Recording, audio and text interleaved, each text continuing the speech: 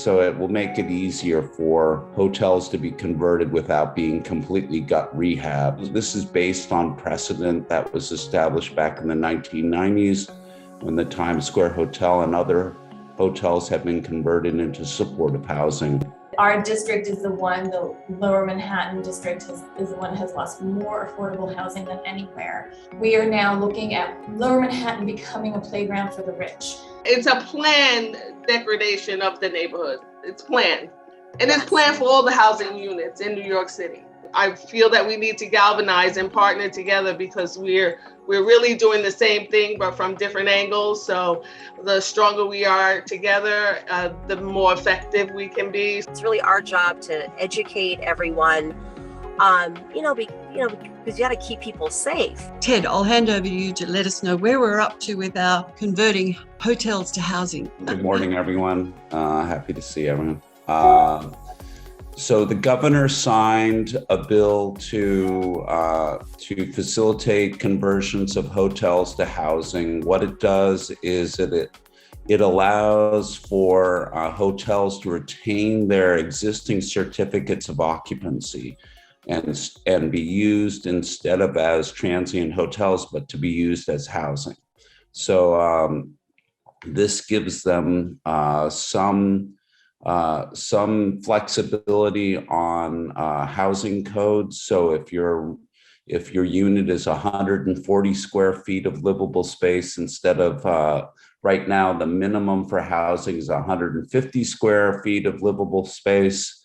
And that means space that's not the bathroom and not egress, then it needs to be at least that big for housing. This will allow for slightly smaller rooms to be used as housing and things like that.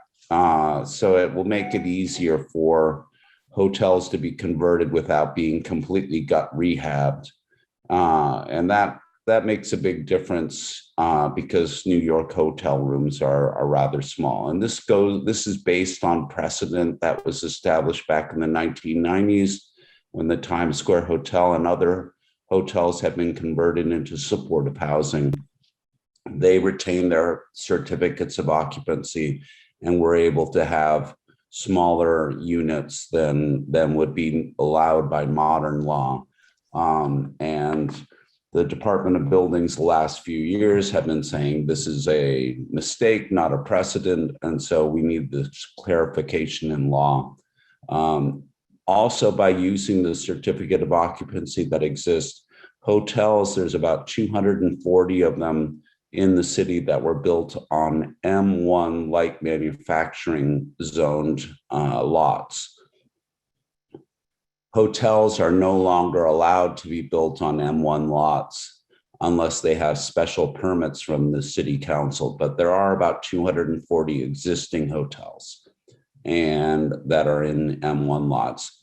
Those can be used as shelter as of right, but they cannot be used as housing without going through ULURP and being rezoned. This bill will allow some of those hotels, as long as they're within 2 blocks of a district that allows residential uses, those can be turned into housing now, and without going through ULURP. So we think that may affect a handful of hotels, really. They cannot be in industrial business zones. If they are union hotels, both sides of the collective bargaining agreement have to agree to the conversion to housing. So there are a number of safeguards there to make sure that the hotels are near residential areas. There are about 40 hotels in M1 zones in Midtown Manhattan. You can see luxury housing from the window, but they happen to be zoned M1. And so those hotels could be converted into housing, into permanent housing, rather than being used as hotels or being converted as of right to shelter. So we're hopeful that developers will use this new tool to convert hotels to permanent housing. We don't know what the overall effect will be. It's been more than 2 years since the pandemic started. A hotel that I saw in Midtown that was closed 6 months ago now has 97% occupancy when I saw it a couple weeks ago. And the tourist industry is coming back, which is a good thing, but it also reduces the opportunity to grab some of these hotels inexpensively to convert to housing. But that law is now on the books. The governor signed it a couple of weeks ago. I know that nonprofit developers are looking all over the place for opportunities to turn hotels into permanent housing. The bill requires that the new housing have a nonprofit operator. A private developer can be involved, but the nonprofit has to be in the driver's seat. It also requires that HPD approve this and have a regulatory agreement, and tenants must be rent stabilized, and it will be permanently affordable permanent housing. So that's what happened. It took only 2 years, 18 months maybe, if you're generous. Yeah, and it shortens. Anybody questions? Ted, do you know of any hotels that are likely to convert now that we have this new bill signed into action? I know that there are a few people are looking at. I do not know which ones will happen. I've been hearing people talk about the ones that I could come to mind. One is in the Bronx and one is by JFK Airport, but I'm sure there's a couple in Midtown Manhattan that people are looking at as well. Midtown Manhattan is generally, the real estate is more expensive. And so it will really depend on whether the administration wants to pay that premium to put housing, affordable housing in Midtown. But that's not out of the question. And I've just forgotten, what is the pricing per unit or per square meter, or maybe I should say per square foot? Is it something I like don't know. We're going to find out. 5,000? I think. We don't know. Okay. Yeah, I think that in general, affordable housing, the rule of thumb I had been using pre-pandemic was if it's less than $500,000 per studio unit for acquisition and rehabilitation, then it's competitive with existing projects. I know that with the pandemic, construction costs have gone up, materials costs have gone up, labor costs have gone up, and now interest rates are going up. So I would not be surprised that studios are now coming in at $600,000 a piece for the acquisition and rehab to get an affordable studio built in a new construction building. So if you can create a unit for less than $500,000, then I think the housing agencies should be very interested in doing that. I have a question for you, Ted. Yes. How are the nonprofit operators how do they intersect with the developers? So I think that in general, I would expect that the vast majority of these will be nonprofit owned. I could see that. I have heard of some partnerships where the nonprofit owns 51% and the for-profit owns 49%, so that the nonprofit is in charge. It wasn't, that wasn't the question. It was if there's a nonprofit operator of existing low-income housing, how could they pair up with one of the developers? In the same way that we do in affordable housing all over, a lot of supportive housing and affordable housing is built in joint ventures with nonprofits working with for-profit developers. There are a few nonprofits that are able to do it on their own as well. With hotels, the acquisition price is quite high, so it's more likely that you're going to need a private developer as a partner. A lot of times that will be the general contractor will put up guarantees and things like that. What I see usually is that the nonprofit is the one out looking, and when they find something, they pair up with somebody, that is a general contractor, developer, that sort of thing, or they choose to do it on their own. We'll see. We'll see what happens. I know of one private developer that is looking at hotels and then has worked a lot with nonprofits. And the way that they do it is as a turnkey developer, where the nonprofit is the owner of the property. And so that may be one way of it happening. Ted, what we ought to explore is Trinity has connections with the contractors and so forth. And also when early on, when we were breaking off into housing meetings, there was a lot of smaller developers and Taylor, remember her, Sharon? Yes. What's Joycelyn. She was involved in trying to do some development. She brought in some of those developers. I think we ought to bring them back to the table, and I bet we can certainly with some private money, and of course Meg has some connections too. I think we ought to sit down at a table and have a meeting about maybe possibly bringing these people together and see what we can do. You could. I think that, with development, you have to have a site. And so I think really it's the best way to start is to say, hey, we know about this hotel and we know this owner that wants to sell. And we want to make sure the community has a voice in what happens with it. Yeah. And so I would really strongly recommend, thinking about a specific site or sites rather than just a more general meet and greet kind of action, because developers are very good at going to cocktail parties and meeting each other and pairing up and everything like that. But you have a couple of sites. You have a few sites. I'm trying. I see Luana has her hand up. Do you have a question? Yes, thank you. Good morning. Thanks again, Ted. What homeless population are these conversions targeting? Are they individuals? Are they family? Are they both?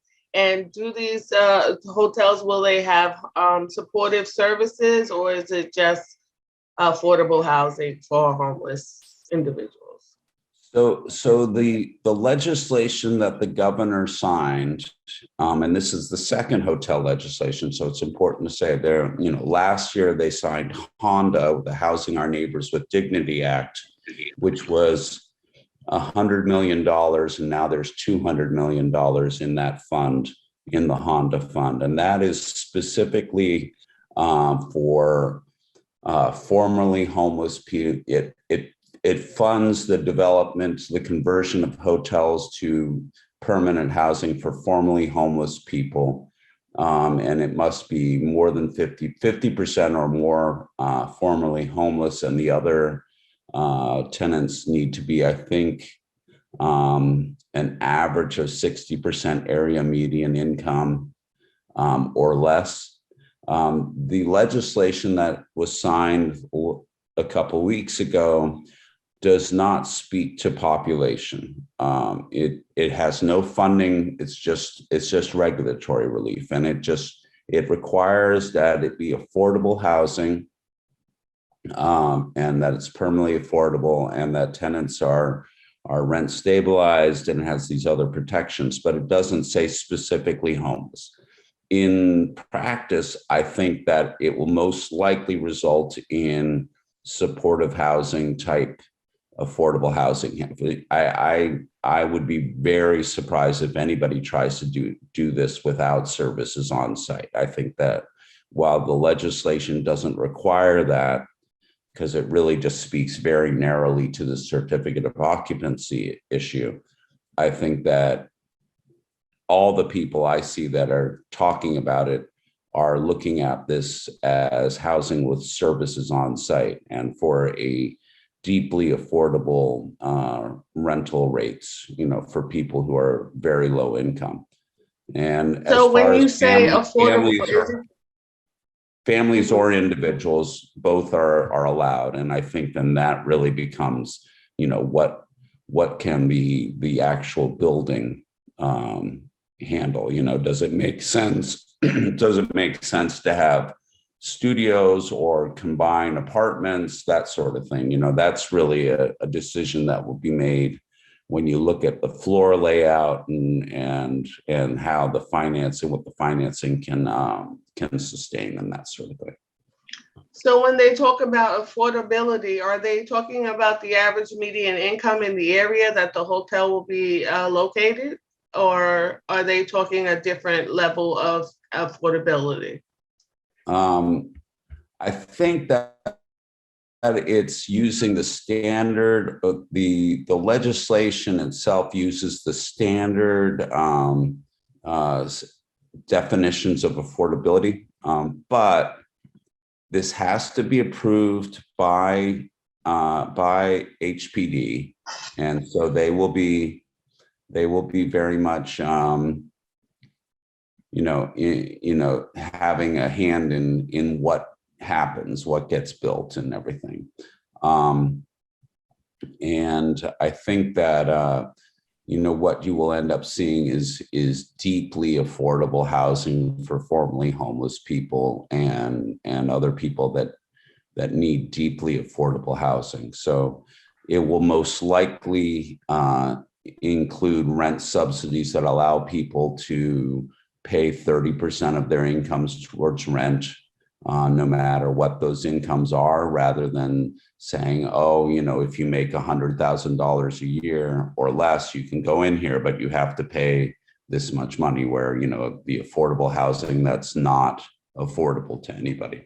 So I think that this will be much more paired up with rent subsidies and that sort of thing.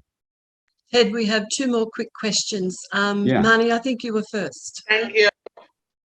Okay. I was just thinking, so the requirement that the hotel has to be 2 blocks away from residential areas. It has to either be in a R zone, a C zone, which both allow residential housing, or within 2 blocks of an R or C zone. So, that's to prevent it from being out in some industrial wasteland kind of thing. Mm-hmm. I'm just wondering, that's a very specific sort of, mandatory requirement. Wouldn't it be, wouldn't it would be more expansive to not have such a requirement, which is, kind of, it's like how many, you mentioned that it's kind of only like a handful of hotels, to expand it. Why was there that requirement?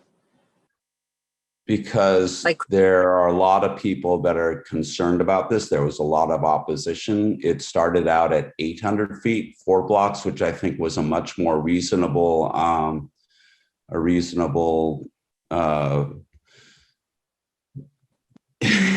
it was a compromise, and there was a lot of opposition to this bill from suburban legislators that really didn't care about hotels, but were very concerned about any precedent that allowed the state to override local zoning. So they were really fighting more density in the suburbs and accessory dwelling units and things that had nothing to do with the hotel conversion issue. And so there was a lot of give and take in the assembly in particular. And so that 800 within 4 blocks, which would have captured about 92% of the hotels in M1 districts, went down to 2 blocks. And so I think that, I've come across a couple hotels that are like 562 feet away from a residential area and things like that, which are frustrating, but that's just the way it is. And I think that, there was some signaling from the legislature that if it made sense, they could revisit it and maybe expand that a bit. But, who knows? We'll see how it all happens, you know. Mhm. It just seems like that requirement really it inhibits the amount of hotels that could be used. That, you know what I mean? Like if Oh yeah, there are probably a lot of and very hotels purposely so. I mean, that was very purposeful by some people. Mhm. Thanks, Marni. And Nancy, you had your hand up. Hi, just real quick, I'm pretty sure that you addressed this already, Ted, but is it true then that this kind of housing could not be used for emergency purposes? For example, if it were, say, a smaller hotel and might be able to be converted into, say, a respite center or a shelter? Is that not possible? So this bill, that the Honda bill funds, is a funding bill that passed last year, and that provides funding for permanent housing, not respite beds, not shelter. The bill that was passed, that was signed a couple weeks ago, is a regulatory relief bill, and it allows hotels to be converted into permanent housing by keeping their certificates of occupancy. Those hotels already, as of right, can be turned into shelters or respite beds, because those all come under the same zoning use group 5. And so they already can be turned into those things as of right.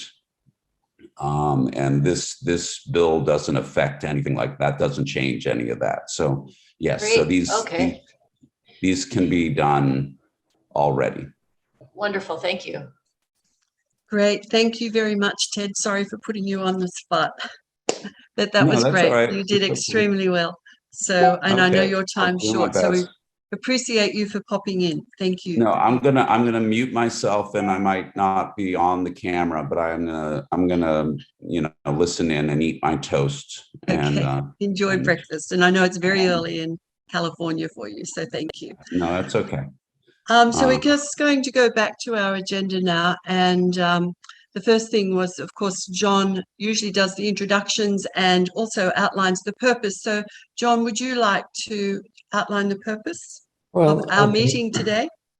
Sure. We're always here to, gather with the attendees, speakers, and so forth, and to gather ideas and knowledge, and we're looking at the problems and looking for the solutions. Okay, we want to basically, our vision and mission is about ending homelessness, and we've got to do that together. So that's what we're here for. It's a team effort, and that's the only way we're going to get through this. Anyway, moving on. We have to go back to the. So we've got the 8:30 morning meeting update. So for those people who are new to our coalition, thank you for being part of our group and our Homeless and Housing Committee. And you're always very welcome. And please fast forward any feedback.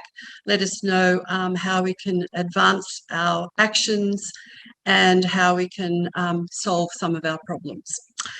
At the 8:30 meeting this morning, which is a policy meeting where we talk about policy, lobbying, what we need to do, what our actions need to be for, say, 2022 and even 2023. And you're all welcome. And it's the same link that we're on now. So you can pop in at 8:30 if you like. Today, we talked about a number of things. And one of them was one of our funders, one of our largest funders, said to us recently that Midtown South Community Council does not do a very good job at promoting ourselves. And for a number of reasons, he said this: one, building our coalition; two, funding, grants, etc. And so we spent quite a bit of time this morning on how can we get the word out, one, that we are successful and that we do cover lots of different topics. So we have some ideas from this morning, and we're going to progress those in the next few weeks, and we'll be asking for your feedback. And if you have ideas on how we can let people know about how good we are, then we would really like your feedback too. The second thing we talked about was where we're up with the Medicare privatization. And as you know, the CROC rally, the retirees of New York, had a rally I think it was June the 16th, and they were going to present a letter to Mayor Adams to say, hey, do not let this switch happen, because the judge actually said, yes, we don't have to switch you over. And the mayor is appealing this action. So everyone is up in arms. So we still haven't heard yet what's going to happen. But at this stage, it's still on appeal. So I'm hoping that the retirees of New York actually win and that they don't have to switch over to Medicare Advantage Plus programs. We're also, this morning at the 8:30 meeting, we're talking about how, as a group of people, what we can do to make sure people understand what the privatization of Medicare means. And as I've pointed out before, the plan is by 2030 that everyone on Medicare will be part of these private equity firms, and that there won't be the public Medicare, which is quite dangerous, we think. So we're still researching what all of that means, and hopefully we'll have more information at the next meeting. And then Marni, who will probably be... Sharon, sorry, John. That's the task of our committee too. That's the task of our health committee, is to get the information out and about the Medicare, takeover, and also to enroll people into the Medicaid, and they're actually doing that with Medicaid as well. They've joined in with the city, as well as some people that are advocating for respite beds and medical respite beds, and they've involved themselves in that, and they want to be a part of that, and they're actually working their way into the Medicaid program as well. That's right. Thank you. And then Marni spoke about the NYCHA issues that we had at the last meeting, but I might leave that bit of update until we get to that period of time in the agenda, and Marni might be able to speak to that further again. So now we're moving into the special introduction. So John, I might let you start this, please. Okay, let me just pop up the agenda again. And okay, so we have any elected officials here today? Jordan Feiner? No. Anybody else? Carolyn Maloney's chief of staff, are you here? Yes, hi. How's it going? I thought you were here somewhere. Hold on, let me just drop this and you can introduce yourself. I'm glad to have you. Go ahead. Awesome. Hi, everybody. I won't take too much of your time. My name's Sophia. I'm working with Congresswoman Maloney, and I just know she connected with John about the meeting and really wanted to be on, but I had a conflict this morning. So I'm here on her behalf, just to listen, take notes, and learn more about what you all are working on and how she can be helpful with the office and moving forward as well. So I'll leave my contact in down below, and John has my contact and the Congresswoman's as well. So if folks want to connect with her, she's happy to do so, or follow up from anything that we discuss in the meeting. But yeah, I'm just here to listen and take notes and messages back to the Congresswoman. And I know that she's been very impressed with the work that she's learned about from John and from others in the area about what you all are doing in the community. So definitely have a lot of shared goals and focuses. So I'm excited to hear more and be involved with you all. Great. And happy to answer questions as well, but I can just leave my contacts. We can do that because I don't want to take too much of your time. So I'll pass that along, and happy to connect with folks afterwards. Great, and we're happy to have you here. As maybe everybody doesn't know this, but they've changed the districts, and so Carolyn Mahoney is running against Nadler, and she reached out. She was wanting to connect with our because she's going to be taking over this district when she wins, or if she wins, I should say.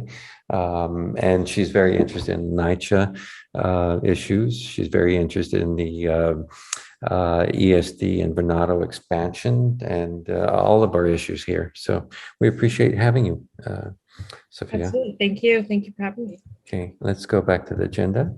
Bennett, I'm glad you're here. Yeah, you're speaking for the Open Hearts. You want to go ahead and introduce yourself to the committee and tell us what you're up to. Yeah, so my name is Bennett. I'm an intern with the Open Hearts Initiative. If you aren't familiar with us, we organize coalitions of neighbors across the city, including in Midtown, to welcome and support their homeless neighbors. And we just started last week, the second annual July Homeless Rights Month. So this is something we started last year in response to the misguided policy of closing hotels where people were moved from shelters to avoid the spread of COVID in congregate settings.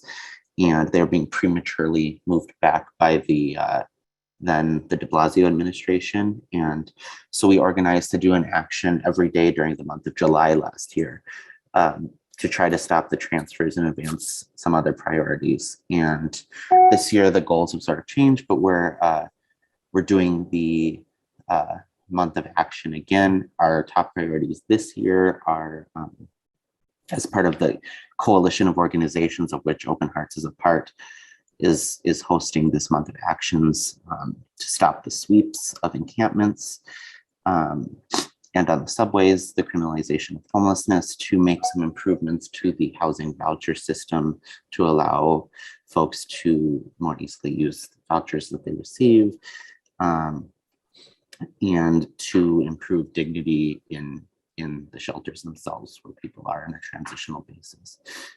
So last week we did a social media kickoff, and I'll share in the chat the sort of social media toolkit. We're grateful to anybody who wants to share that on social media. And, you know, we have everything from sample tweets to a profile picture banner, just to get the word out that this is still a top priority for New Yorkers. And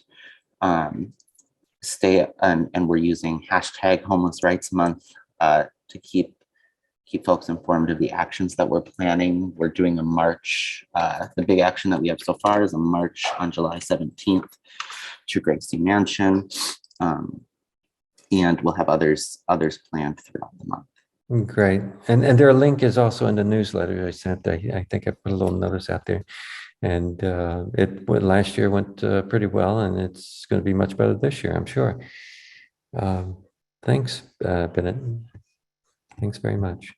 So we'll go back to the, okay, Julia, you were here last month. I mean, actually Tina's here in place of Julia. Tina, you want to say something about what you're doing? Sure. Good morning. Again, my name is Tina Fernandez. I am the executive director of Shower Power. Julia Chambers is normally here as well. She's one of the founders and board of directors. So Shower Power is committed to providing self-care resources, hygiene kits, and mobile showers to any New Yorker. We are a low barrier service. All we ask for from a participant is their first name, and that's it. We are currently stationed at 46th Street and 11th Avenue, which is the one of the donation sites for Salvation Army. We operate 3 days a week, Monday, Wednesday, and Saturday, from 8:30 a.m. to 1 o'clock p.m. Guests, again, are welcome to come. They literally just need to give us their first name, and that's it. So we started the end of May, so our season is going very well. You are welcome to provide the information over to anyone who you believe needs it. We are also welcoming anyone who wants to partner with us in terms of resource referrals, food pantry. You're welcome to give me a call, Julia, a call, email us. I believe my email information should be on the registration, should be accessible. Yeah, anybody have any questions? Would you please just repeat the location and hours? Oh, the location again is 46th Street and 11th Avenue. And we operate Monday, Wednesday, and Saturday from 8:30 to 1 o'clock. They just sent me a flyer too. If anybody wants, I can send it out. And if you have anything to put in a chat, feel free, Tina. And well, do you need anything like donations of clothes? Always welcome donation of clothes, soap, shampoo, razors, toothbrush, toothpaste, anything that you would use to take a shower. Our guests will need that too. Undergarments for men and women, socks, anything that we use to take a shower. Our guests will need it too as well. Yeah, we helped out the first year you were here when Doctors Without Borders came in and they handed off Actually, we were considering taking over and you guys had more money than us. And Tina, more where interest. will people drop the items to you? During those hours to the same address? Okay. Yes, it would be great if you could do it in operating hours, but if you can't, we are more than welcome to meet you. You just send me an email, me, Julie, or somebody else will make that connection, but you're more than welcome during the operating hours to stop by and donate. Absolutely. Okay. Or volunteer. And you'll put your email in the chat. Yep, do it now. Okay. And phone number. Great. Tina, Thank you. what do you think of this? There's a couple of hotel spots out here on 8th Avenue. The police has parked their van there and to intimidate people from hanging out. Maybe we do a little outreach, let them know where the showers are, give them help with some kits and so forth. And also we have a company backpack that might be interested. We could give them a little backpack and stuff some things in there for people too. Something to think about. Absolutely. So we do outreach when we're kind of quiet in our hours. We'll go around and give people our cards, flyers. So yes, outreach is wonderful. Backpack, I need to connect with, I don't know, we're referring to the same provider. I think it's called Backpacks for the Streets or something like that. Yeah, so I have his contact information. Okay, perfect. And if you need some help with outreach or locations, please, everybody kind of email her. And then I'm glad to hear, I didn't know you were doing the outreach myself, but we're happy to help you with that. Awesome. So I'll put my information in chat. Okay, and okay, very good.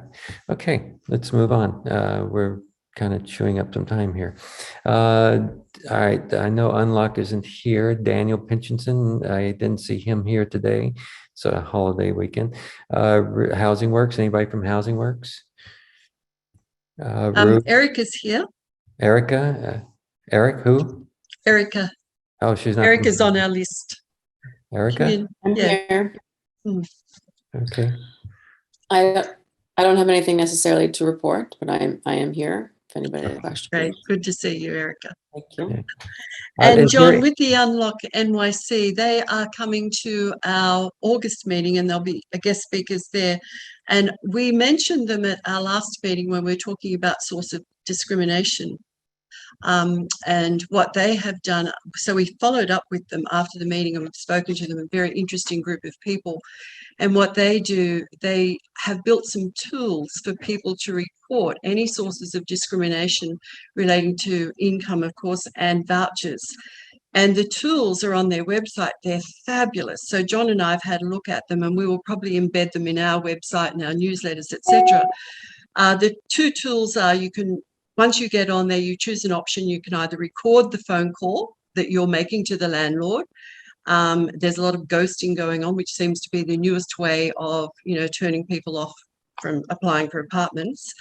And you can also make a report on the discrimination that's been happening to you.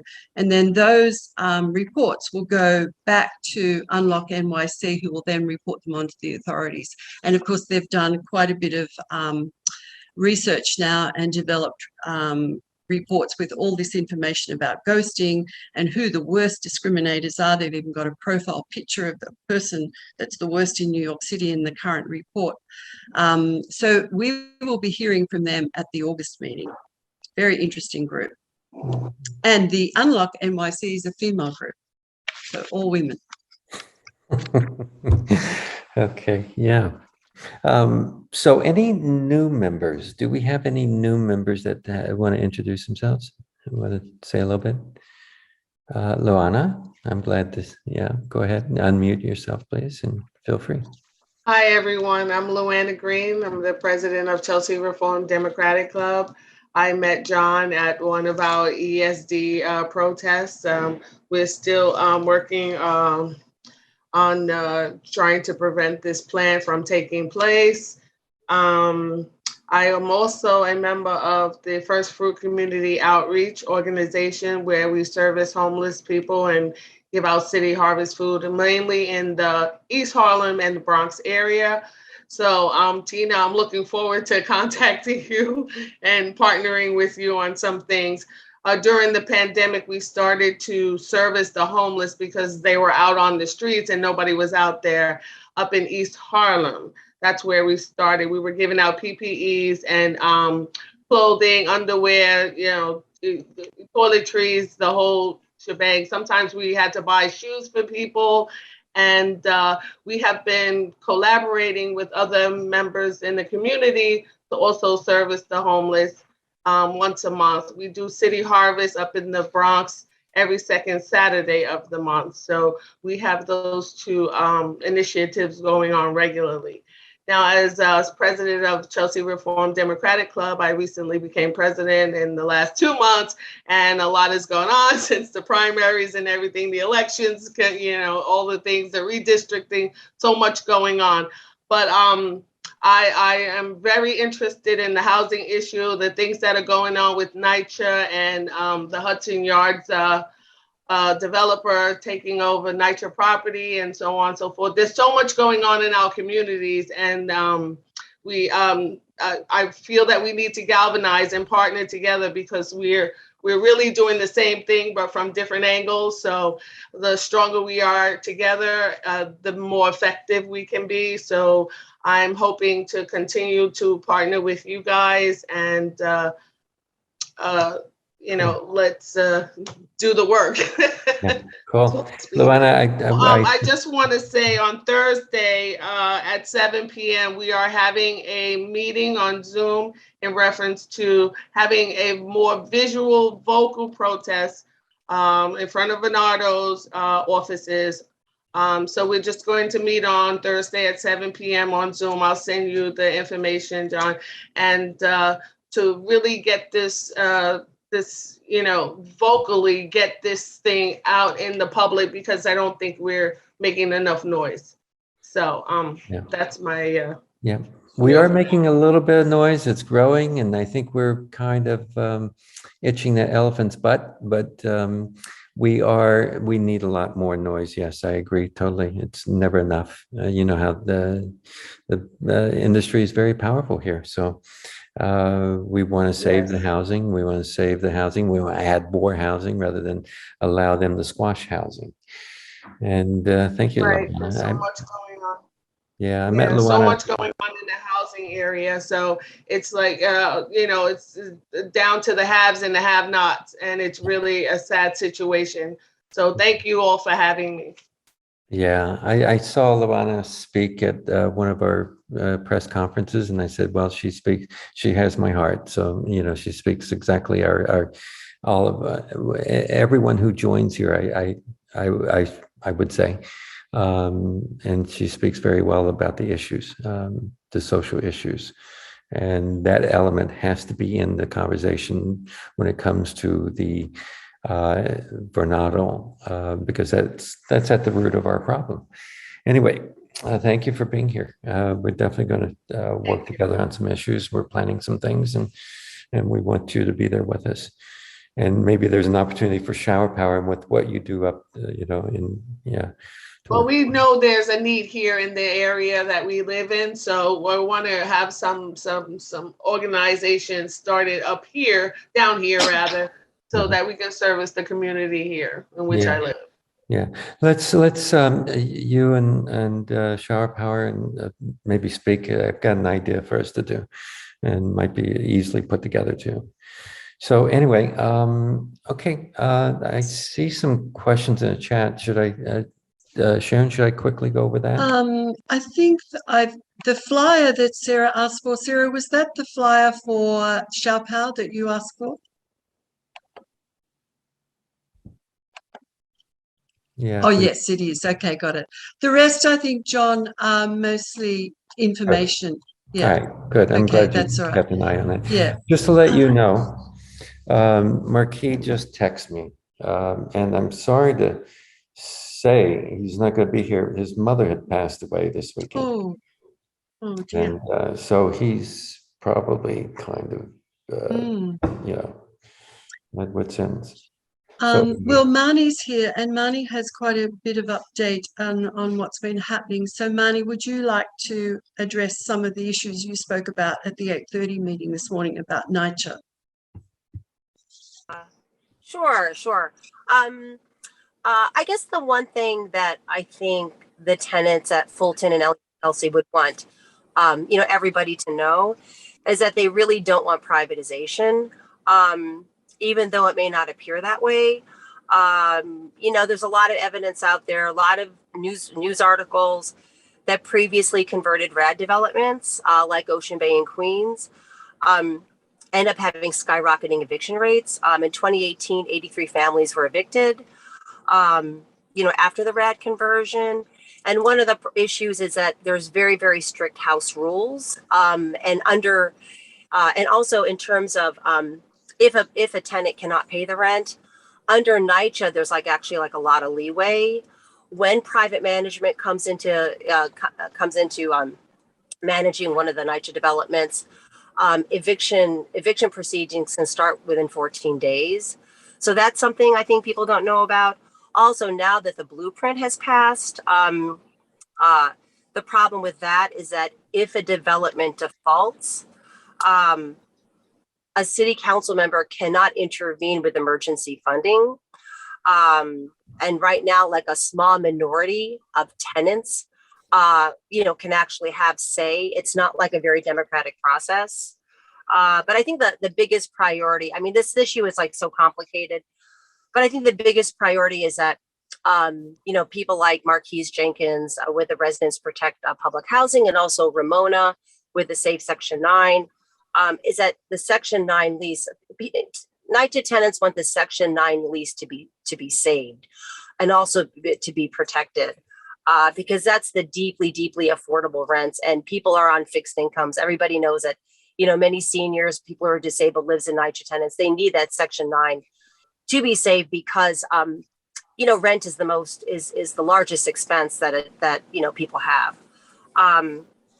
But also, I think what I hear from tenants also in this district, especially with Fulton houses, is that the deal seems to always be changing. Like a year ago when the developer came in and there were meetings, it was just to fix, you know, oh, we're just going to fix, you know, your apartments. Now, a year later, they're going to take the basketball court at Fulton houses. They're going to take the parking lot, and they want to build on that. They wanted to, you know, a lot of tenants who are 60 years old, 70 years old, they already have a washer and dryer in their apartment. You know, now they want to take away the washer and dryers from elderly people, and they want to create a washroom where obviously it's going to be a large expense. You know, so just to let people know, these are the sort of the things going on. And, you know, often public housing tenants don't really have a voice. So, you know, I just want to let know people what's going on. They don't want privatization. They want to save the Section 9 leases. You know, Ramona had some really specific actions and so forth. You saw that. I'm sure we added it to the recap. Maybe we should take a meeting aside with them, Marquise and Ramona, and really talk about these and see if we can send a list out to everybody and asking for participation. And yes, and also I think both Marquise and Ramona would agree that, you know, I think with candidates and, you know, people running for office, they don't want the candidate to say, oh, you know, conditions in NYCHA are so deplorable. They want them actually to come out publicly, you know, against privatization and also to save the Section 9 lease. I mean, I think they're very, very specific demands. So I think they would like to see that, because then you're really, you know, the candidate is really putting, you know, the money where the mouth is. So right, yeah. And this has been decades of neglect. I mean, 2 reports to say the same thing about what NYCHA needs. I mean, I would argue purposely neglected the facility so that this would eventually happen. Yeah. There's a term for it. I think Ramona said, oh God, it's somebody knows it. It starts with it's the actual obsolescence. It's the intentional disregard. So disrepair happens. So private investment can come in and scoop it up. So there's an actual term for it. Yeah. And they do it everywhere. Any questions? At the at the meeting last month, Ramona talked about the collective solutions for public housing that they were presenting to Congress. And I think that following week they were going down to Congress to present it. But what she did ask us to do were there were two, number 10 and number 11, that they hadn't yet fully worked through. And in our recap, they're in italics on, I don't know, about page 10. But they needed help and they asked our committee for help. And I know some of us did say that we would help. So if there's anyone else who would like to be on the work around number 10 and 11, so this is solutions being collective solutions for public housing.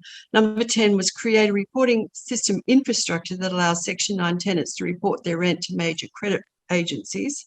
At the moment, tenants don't receive any credit rating for paying their rent.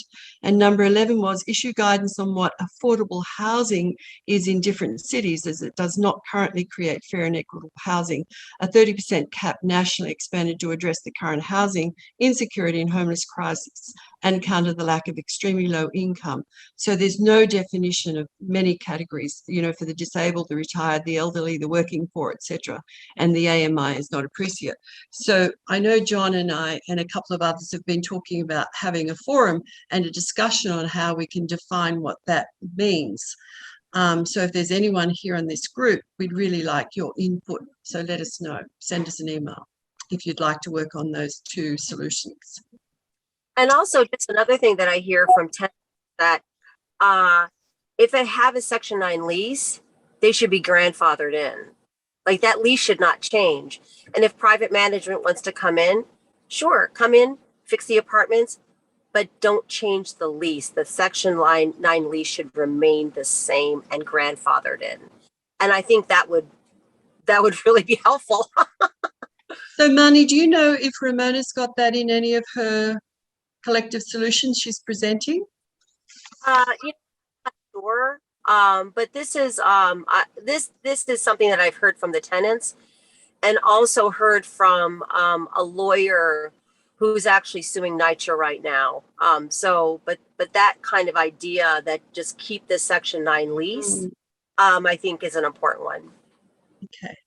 You meet every week, a weekly meeting, right? Marquise, run a weekly meeting, or? Yeah, that meeting yeah, I try to, yeah. Do you have the link for everybody? Oh, well, it's the Residents to Protect Public Housing. And it's a really huge group. There's a lot of people. I mean, a lot of the public housing tenants who have been activists for like years. You know, a lot of the elected officials are there, but you know, it's about often like sometimes 40, 50 people are on that call. And it's a really, really good call because, you know, everybody's like really united. And, you know, what I find is that when you're on that call, you get a really comprehensive, a comprehensive view of like what's really going on in public housing. So there's, you know, a lot of viewpoints. Everybody's on the same side. Everybody wants to save public housing. You know, nobody wants anybody evicted. And I think that's just a really good group to get information. And also Ramona's group too, Save Section 9. Oh, she has a separate one. Yeah, she has a separate one. Yeah, yeah. Okay. Okay, I thought they were expecting. I'd like to say to Marni, you're right in that I had lived in Elliott Chelsea houses for 50 years. And initially we never had any problems, no problems with lead, no problems with anything like that, no problems getting things fixed. And I do believe that it's intentional. I do believe because of the area that Fulton Houses is and Chelsea Houses is located. Hello. Yeah, you know, that is the reason why this has taken place. Now, Related, who is also the developers of the Hudson Yards, is also the managers of both Elliott, Chelsea, and Fulton Houses. And NYCHA still owns the property, leasing it to these developers. Now, both Related has agreed to, NYCHA has agreed to develop 2 related properties on the Elliott Chelsea houses and 1 property on the Fulton houses. And both the TAs in Elliott Chelsea and Fulton, Miguel Acevedo and Darlene Waters, agree that this plan is the best plan for this neighborhood, which I disagree. So anything you, weekly, whatever meetings you have, please let me know, because I don't think the tenants know the extent of what's happening in that neighborhood and those neighborhoods.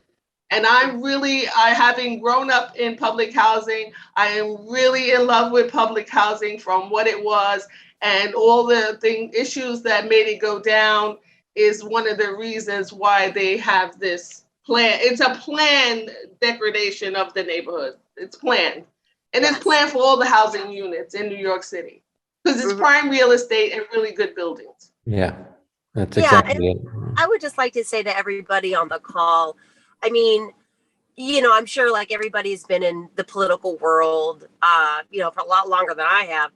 And I just think it's really important to like tell the truth about what's really happening in the world, and, how things operate, and, regular lay people, they don't really know. And it's really our job to educate everyone, because you got to keep people safe, so, I just think, just because there is, evidence saying that like under privatization, there's so many, evictions, the homeless, population is going to like completely increase, once there is privatization. And, I live on 34th Street, and, there's people camped out like right outside my apartment now. And I just feel like it's going to get worse. And I just feel like we have an obligation as human beings, to really tell the truth. And if we all could do that, I think, maybe we could move some of these issues. So. And Marni, the meeting that you just referred to, and Luana, you asked for, I've just put it in the chat box. It was in our recap that we sent out with the notice. So you could also go to the recap and find all the other actions. And I also put in the Save Section 9.org website where the petition is and all the information, etc. And there's a lot of information in our recap, which John sent out with the latest newsletter, where you got this Zoom from. And I'll put my email and number in the chat. If anybody wants to contact me, feel free. That'd be great. Thank you. Sharon, so John, time is moving on. Yeah, that's what I was thinking. Should I mention something about the meeting length too? We were going to talk about briefly about that, and then go right to the public, and then close it out. Yes, I think that's a great idea. Okay. This issue is deep. It's got a lot of tentacles, and it's something that requires a lot of triage. A lot of things require a lot of deep conversations, and one of the hopes we have is to develop more and more committees with other groups, and we're working on that. We've met with consultants, and we worked on our structure, and we're going to have a meeting about that as well, a separate forum for that. But we are interested in expanding this meeting in time, and not trying to keep it to an hour. We tend to go, we do okay with that. Sometimes we go over 15, and then we've gone over half an hour. And so I think these discussions that we have require that, and we want to get more into the actions and get more people committed to certain actions as well.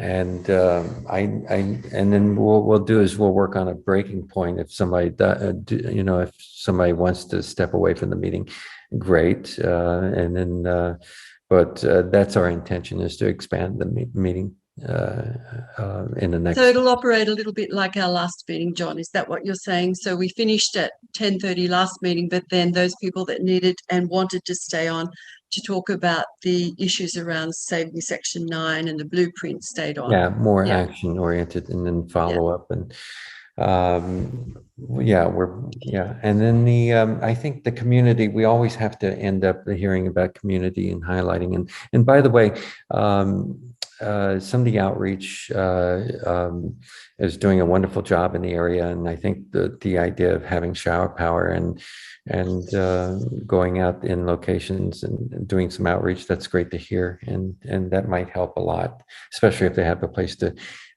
shower and get some food too. Anyway, community, anybody in want to speak specifically about community issues, highlight some locations, talk about your problems? Anybody having some difficulty with housing? Okay. And does anyone need any street sheets? Because I know John still has some. And you've just had a meeting with the community court for that development again, haven't you, John? Yes, I can. A brief update on that is we're going to be working with the community court. We're going to they're going to help us distribute it and print up more volume and distribute it a little bit more widely, and help keep it vetted and keep it tight. Right. And someone, sorry. I'm sorry, what is a street sheet? Oh, there. I thought I gave you one when I met you, actually. They're a list of resources and services. It's Oh, yes. I did give you one, right? Yes, you did. Okay. Yes. Yeah. I didn't know it was called a street sheet. That's Midtown Street. Thank you. John, did you want to say anything else before we finish? Yeah, one more. Erica, if you, by the way, it's if you want if you want to go through it, if you feel a need to add anything to the street sheets, it's always open. The door is always open to you. Okay. Would you mind sharing? Could you have an electronic version you could share? Sure. Yeah. That'd be great. Thank you. I'll drop some off to you if you like. Okay. Okay. Oh, John, I suppose we should also ask if anyone knows of a space, because we might have some money. We've applied for funding to build another urban farm. So if anyone's got a rooftop or a courtyard, as you know, our urban farm at Midtown Court is very successful, and we're organising an event very soon that you might like to come to, either September or October. I think we've got dates for. Yeah. So we're looking for a space. So if you have a rooftop or a courtyard or something that you know about, then please let us know. Yeah, we've been looking for a space. If somebody wants to actually take that on, we've even Jordan Feiner from the council, New York Council, is checking into some property for us, I think. I called some realtors about some vacant lots. So if somebody wants to take that on specifically and so forth, I think there can be a little bit of money for that, for your hours and so forth as well. What areas are you looking at? Well, we'd like to stick closer to Midtown at first, but if it's a little bit, further away, that's okay too. Closer we can stay to Midtown. Those are a preference because it's easier once we get more volunteers and add on another one, then we can. It makes it easier. But the two farms, if we can get them fairly close together, it would be great. And that's the farm is located. The current farm is located on 53rd Street between 8th and 9th. So it can be anywhere around our borders. If it's like in this, we're even looking at something on 110th Street. So I'm not opposed to going up to 110th Street if it's like on the west side, and we can jump on a subway and run up there. And Luana, last year we were able to distribute over 800 pounds of fresh food to 5 different shelters. This year we're aiming to do more, and of course another farm would be great. And the current farm, it's about how many square feet is it, John? Well, I think the whole place is about 1,200 square feet, and I guess the gardening portion is about a little more than a third, would you say? And maybe half by the time we put all the pots in. We've kind of taken over the courtyard. Yeah, it's beautiful. It was just pure concrete before, very hot and stark. And now the urban infrastructure is being completely transformed. It's lush, shade, birds. It's really lovely. The birds are bringing their family to eat there. And one of our partners has asked us if they could hold one of their events there. So that's how nice it is. Yeah. So what are the parameters of your Midtown? Midtown From our specific, we're going beyond it, especially with this issue of homelessness. But our where we started out was from 29th Street to 54th Street, and from 9th Avenue to Lexington. But we're broadening those borders. Yeah. Okay. Yeah. Thank you. And then, of course, the Victoria, I homeless- see, sorry, John, I see Victoria there. Oh. Victoria, did you want to do a quick update on the World Trade Center, Tower 5? That would be great. Thank you. So thank you, John and Sharon, for this meeting and for bringing everybody together. Thank you so much to everyone being on this call. It's so important. The coalition building is what makes things happen. So it really makes a difference. So 5 World Trade Center, I don't know if it was spoken about at all. I'm sorry I was late to the meeting, but it's the last site at the World Trade Center to be designated, and they wanted to put an 80-story luxury apartment building. So I know Carol is on with us today. She's part of the coalition for 100% affordable 5 World Trade Center.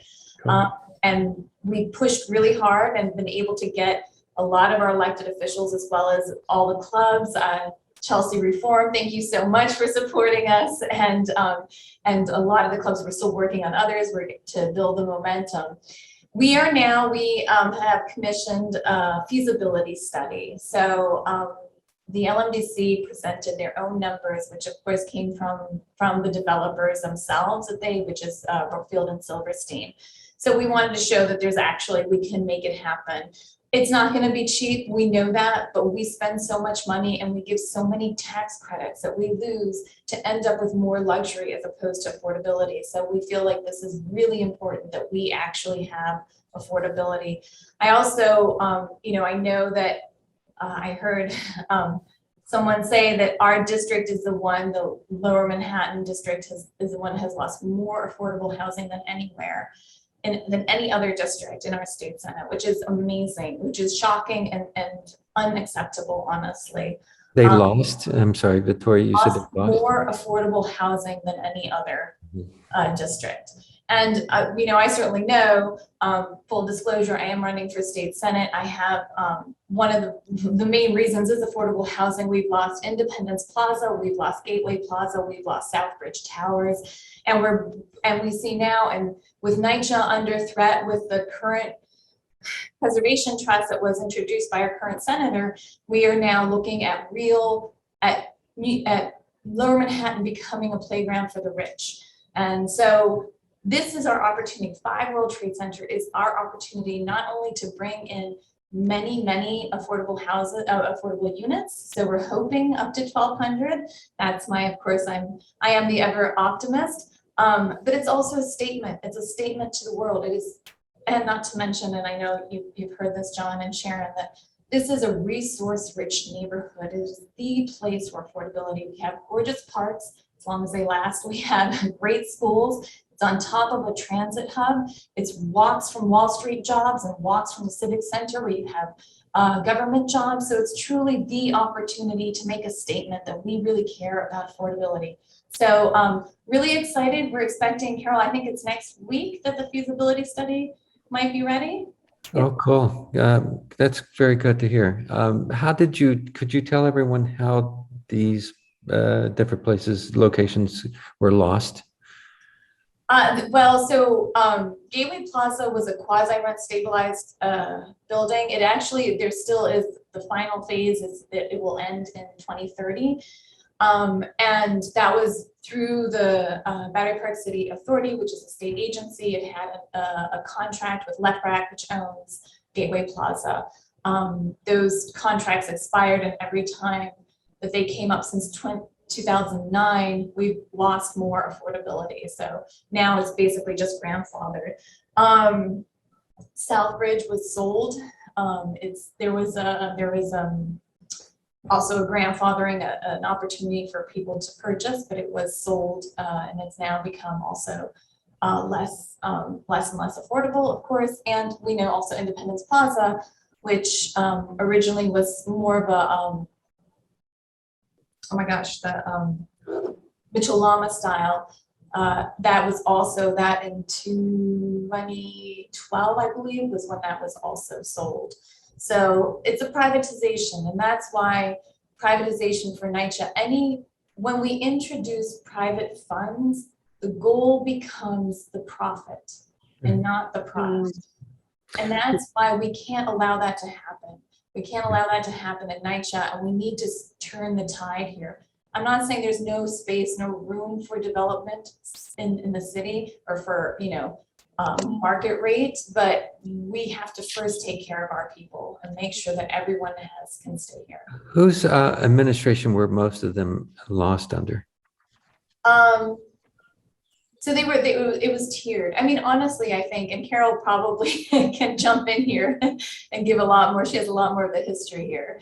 The legislation required certain years of affordability, 20, 30 years. And that sounded like a lot at the beginning. And nobody anticipated that these buildings would become valuable and that they would be privatized and lose their affordability. I don't mind privatization, that's full disclosure, if it has to be permanently affordable and with decent criteria. But the privatization is a real risk, and it's a loss of what should be permanently affordable housing. Yeah. So anytime there's legislation, we need to make sure that permanent is part of the legislation. Have a deed restriction. Yeah. Victoria, we included all your details in our last recap, but you might, just before we finish off, put your details again in the chat, including the petitions that people can sign, letters that people can write, all of that. And I'll also include it in the recap for this meeting too, but that would be really good. And so I think on that note, we'll close the meeting, and we look forward, Carol, to having you as one of our speakers in the August meeting, which is on the 2nd of August at 9:30. And we've also got people from Unlock NYC coming to talk about the source of income discrimination and the tools that they want us all to be able to embed on our website, our newsletters, and get the word out there so people can report that discrimination. So it'll be an interesting meeting next August. So thank you very much for everyone for coming, and we'll see you soon.